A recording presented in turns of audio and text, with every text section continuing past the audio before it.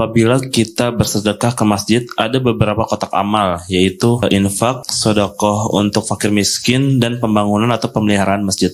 Afwan Ustadz, manakah di antara kotak amal yang lebih kita pilih untuk diisi, mengingat dana kita terbatas? Jazakallah. Isi semua.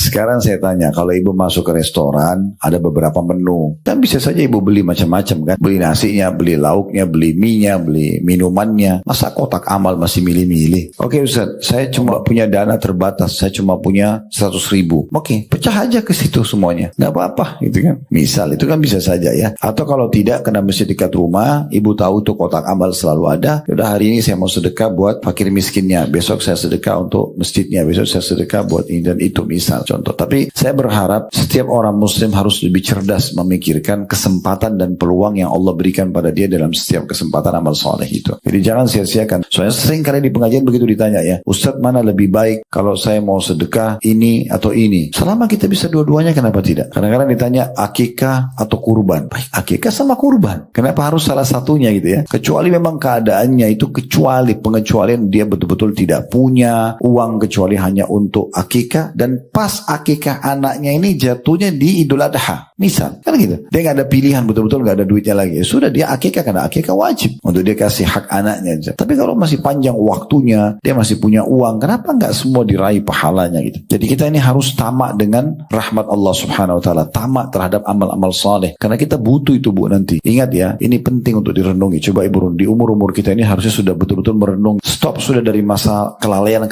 gitu ya. Bu, ibu nanti di akhirat, anggaplah insya Allah mudahan kita masuk surga semua. Tapi ada satu kata penting setelah Allah sebutkan surga, yaitu khalidina fiha, kekal selamanya di dalam. Coba renungi begini. Artinya kalau ibu masuk nanti di sana, dapat satu tingkatan misalnya level. Anggap di komplek ini ada kafling A, B, C, D, E sampai Z misalnya. A yang paling bagus, B yang di bawahnya lagi, C sampai Z yang paling biasa. Kalau di sini di dunia, ibu dapat kafling F misalnya. Ibu masih ada peluang kumpulin duit bisa pindah ke kafling B, kafling A, bisa beli, bisa tukar tambah. Di surga nggak bisa. Sekali ibu masuk di F, ibu nggak bisa pindah karena khalidina fiha, kekal selama di situ. Dan untuk mengejar dapat A hanya di dunia. Coba renungi itu. Artinya gini, kenapa mumpung sekarang ada kesempatan nggak perbanyak itu? Karena sekali kita di sana kekal selamanya ini. Kan sayang, kan gitu. Ini peka harus dipikirkan. Sehingga jangan lagi sholatnya seperti waktu masih 20 tahun, masih 25 tahun sering buru-buru tergesa-gesa. 30 tahun ke atas, 40 tahun, 50 ini harusnya lebih peka dalam masalah itu. Karena sayang gitu ya, pahala sholat yang harusnya diraih 100% karena kita banyak berikan kesempatan setan bisikin, menghayal, ingat ini, ingat itu, berkurang jadi 50%. Sekarang ubah. Jangan berikan kesempatan setan untuk itu. Hadirkan pikiran kita, hadirkan hati kita. Tahu ini saya butuh pahalanya, jadi kita maksimalkan itu. Karena kepemilikan di surga itu